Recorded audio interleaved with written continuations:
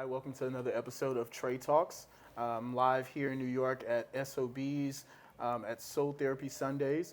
I'm sitting here today with the Stellar Award winner, legendary Ms. Lucinda Moore. I'm just Lucinda, legendary. How are you doing today? I'm good. How you doing? I'm great. You're so cute. First, we're going to start off by talking about your childhood and your upbringing, your family, and what was it like growing up? Well, I grew up in the hood. Okay. I grew up in a straight hood. We had the government cheese. What hood was that? Beardsley Terrace Projects in Bridgeport, Connecticut. Oh, wow. We had Beardsley. We was there in Beardsley Terrace, and we had the government cheese, roaches, the whole 9 yards. Fist fighting every day. That's how I grew up. And I would go in the back, so it used to be tall buildings, and I would go in the back hallway where there was echoes and sing.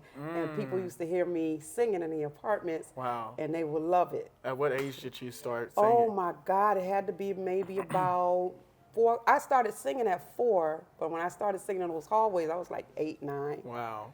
And what was your introduction into music? Was it growing up in church or? Growing up in the Fire Baptized Holiness Church. Nice.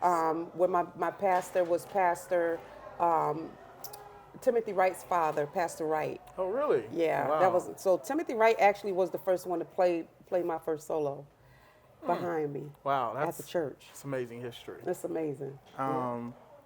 What's one of your most memorable childhood memories growing up?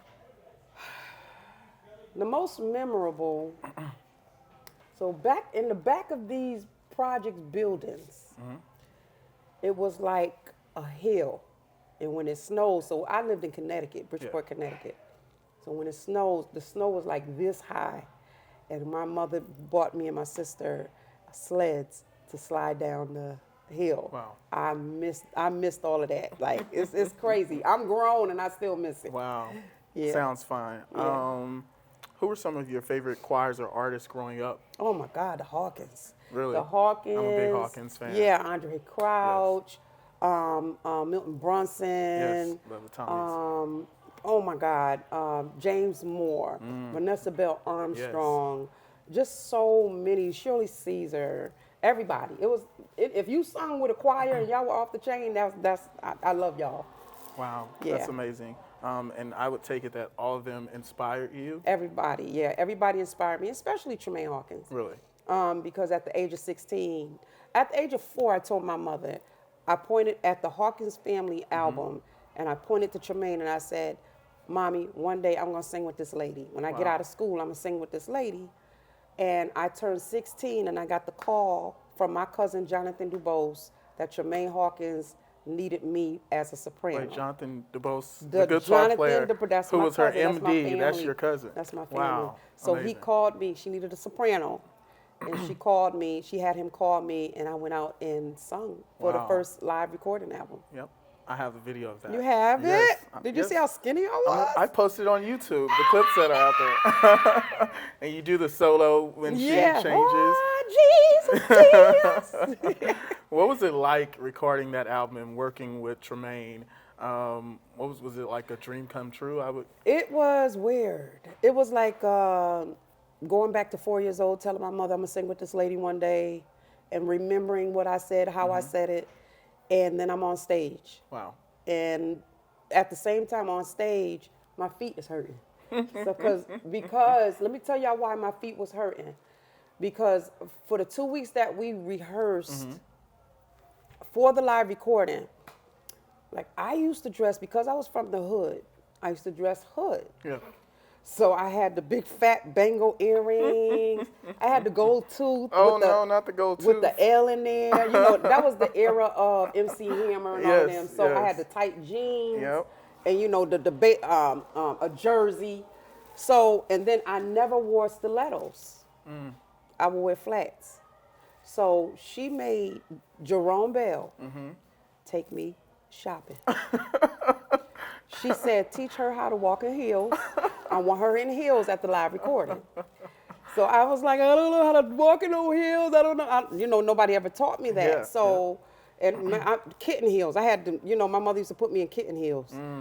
And so when he took me shopping, bought me the dress, outfits, taught me how to, Tramaine is the one that taught me. What y'all see right now What y'all see right now, I was not that. Tramaine Hawkins is the one who yelled at me, screamed at me. If I had nappy here, she would make me go permit. Because, let me tell you why she did that. She did that because she said, I see you doing what I'm doing. Wow. Out of all the background singers, it was 4 of us. She said, I see you doing what I'm doing, and Wow. you're going to be big at it. Wow. And so she groomed me. Yep. So she said, so I'm going to teach you. I wish you would have taught me how to put some makeup on, because she's a beast with it, you know. So, but I love her for that. But she taught me. She's one of the first females in gospel to do it, to do the makeup on an and album the cover, dressing, the nails, and and nails. all that. She's the whole so nine. and if you see her right, she's still the same Still way. the same way, yes. Yep. Same way. You know, we did a collab Really? on my new album that's out right now. I didn't know that. I wrote a song, and her and I did it together. Wow. It's called God, You've Been Faithful. Okay. It's on YouTube. Huh. I'm gonna have to look that up. It just dropped in June, so I haven't really pushed it Okay. like I want. But it's the radio sing. It's one of the radio singers. Nice. I'm gonna have to check that out. Mm-hmm. 2006, you signed with Ty Scott Records and released your first album, self-entitled. Tell me, what was it like recording that live album and singing with the legendary Daryl Coley, who's also connected with the Hawkins? Yeah. Man. That may have been the last time Daryl Coley recorded anything. That was the last time that he recorded. I bought that me. DVD at Walmart. You did? I still have it. And he was sick. Yeah. He was sick then. He at talked my about recording. it in the song. Yeah. Yep, he was not feeling good. Wow. And it was just so ironic. That whole it was like deja vu. Like I dreamed about it, dreamed how I wanted it, dreamed who I wanted on there, and it happened. Just like that. Dreamed of being on Ty Scott or a record deal and then doing a live recording. Yeah. And then it happened. So you know what that shows me? God has favor on. I have favor on my life. He's giving me favor. Yep. And if I call it out, God's gonna do it. Yeah. And so everything that you see happening, I called it out in the atmosphere and it happens. That's amazing. Beyonce, Beyonce, I need to do a collab with you. I want to do it like your daughter.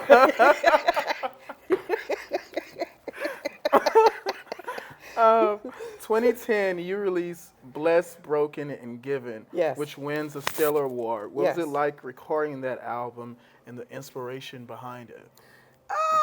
It was good. I actually won Best Traditional Female Artist of the Year that year. It wasn't the album. That album was sort of kind of like a struggle for me, and I have to say that. Really? Yeah. Right after I did that album, I lost everything. Oh, wow. I lost everything. So that album didn't do as good as the first one. I lost my record deal. I lost houses, cars. I lost everything down. I was scraping for pennies. Oh, no. And God, he resurged everything. He just, how you say it, just boosted. It took 10 years for me to come back, but I'm back. That's But amazing. that album, it was good. JoJo Hill produced it. We did it at Elizabeth Baptist Church in Atlanta, Georgia. Atlanta's like my #1 market still. That's like the place I can go and, I'll have support. Yeah. There in Connecticut, of course. But I just thank God for the opportunities that Ty Scott has given me. Everybody's still stuck on the first album. Yeah, I mean, the first Yeah. album, I mean, you can play it the whole way Still. through without skipping. Still, yep. One thing that sticks out on your albums is the background vocals. Do you have a hand in that, being that you used to do background vocals? I do. Really? I do. Now, are you talking about the background vocals of the old albums or the new one? Both. So, Vashawn Mitchell is the one that's responsible for the first one. Yes, because he is conducting on that The one. second one, JoJo Hill got people from Atlanta, including Tasha Cobbs. Oh, really? So Tasha Cobbs is one of the background singers. Wow. This was before she even was who she is right now. Wow, that's crazy. I did Maybe not know a that. year before. Wow. Yeah, a year or two. Wow, that's amazing. And then this new album, I'm doing a lot of the background on it. Nice. Could you tell me a little bit about the difficulties of being a gospel artist in this ever-changing genre? Lord have mercy. And I talk about it all the time. is that you have to roll with the punches. Yeah. And what I'm hearing, a lot of the gospel artists are complaining. A lot of the older gospel artists are complaining about how the millennials are taking over and have taken over and changed the gospel industry.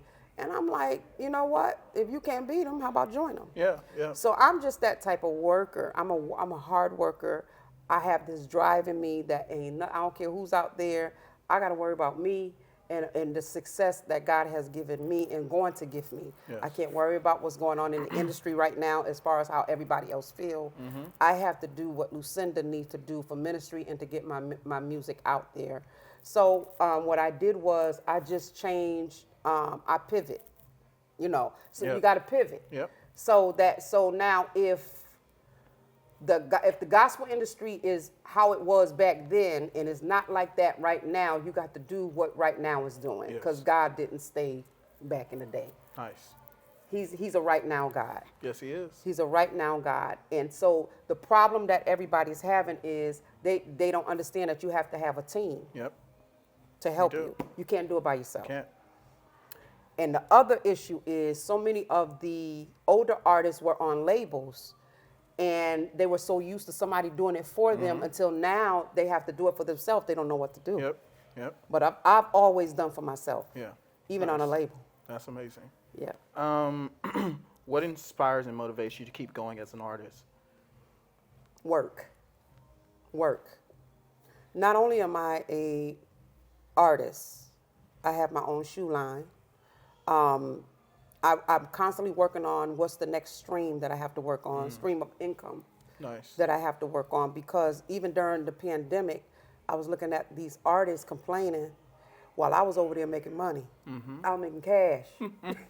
And so they were calling me and saying, are you making money? I am. And I would tell them how to do it, start your own business. So, yeah. It's nice. So, what is the life of Lucinda Moore like? What do you enjoy doing in your free time? Sitting at home and watching TV.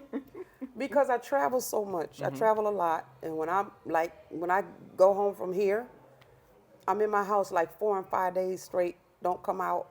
Wow. Watching CNN and being on my phone and my computer and just, trying to think of what's the next thing I have to do. Nice. As far as for me. What are you currently playing heavy in rotation? What artists are you listening to? Lucinda Moore. Shucks. Lord, I hear you. Okay. Lord, I hear you. Which hit #1, by the way. Really? Yeah. Didn't know My that. current single. Wow. Lord, I hear you hit #1 on the charts. Nice. What suggestions would you give to young and up-and-coming gospel artists? Be humble. I'm looking at, and I go to a lot of the events, and I'm looking at a lot of the younger artists who think they have arrived and made it already, and I'm looking at them as like, y'all don't even know what the real gospel industry is. Y'all ain't never experienced that. I have.